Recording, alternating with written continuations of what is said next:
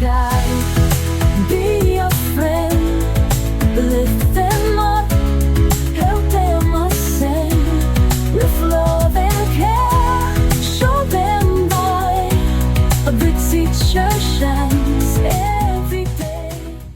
Welcome back to From a Teacher's Diary. If you're joining me for the first time, welcome. Today, I want to take you back to year 2010, the year I met the class that changed me. You know how we all have that one group of students that don't just test your patience, but they teach you so much more than any training or any textbook ever could? Yeah, that class. For me, it was my first time teaching 5-year-olds. I walked into the classroom confident. I had my plan, I had a routine. I told myself, I have it all in control. I am the teacher. Everything will go smoothly, just as always. Guess what? Nothing went smoothly. Reality check. The class was tough, not because the children were bad, but because they were 5, full of energy, curiosity, and zero filter. They talked non-stop. They asked 100 questions per minute, and attention span very limited or close to non-existent. And to top it all off, they were incredibly diverse in learning needs. Some students were already writing their names and identifying simple words. Others were still learning how to hold a pencil and found it difficult to use correct lines and spaces, while others were still learning to identify letters and to produce their sounds. There was no one size fit all approach. Every child needed something different, and it was my responsibility to provide. After a week of feeling overwhelmed, something clicked. I realized that I needed to stop trying to control everything and start observing, start listening, start paying attention. So I did.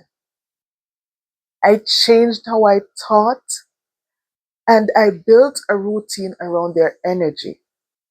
Instead of pushing everyone to do the same thing at the same time, I started allowing free activities so that I could see what their choices would have been.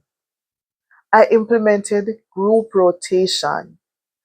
I allowed movement, freedom of speech, and laughter, just as long as they weren't too loud. I stopped measuring success by how quiet the room was and started celebrating the little wins, like when a student who never spoke shared during circle time, or when one of them identified a simple word using phonemes, or that day a student finally tied his shoelaces.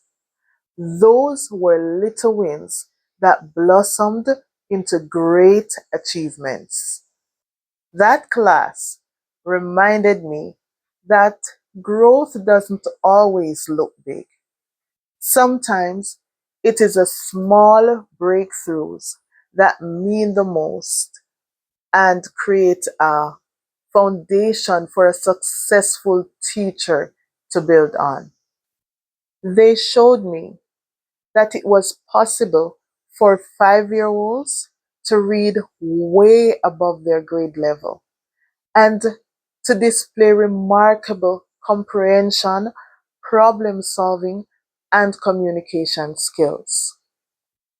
I learned that flexibility is just as important as structure, and that patience, it is not something that you have, but something you practice. And 5 year olds, they can teach you a lot if you're willing to learn. To that class of 2010, my very first 5 year olds, you were loud, you were wild, you were wonderful, you were smart and filled with endless possibilities. And you changed me forever. Thank you. If you're a teacher and you'd like to share that one class that made an impact on how you approach teaching, please gather in the comment section. We would love to hear your story.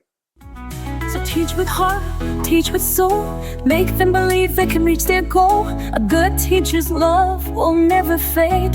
In their hearts your lessons are laid.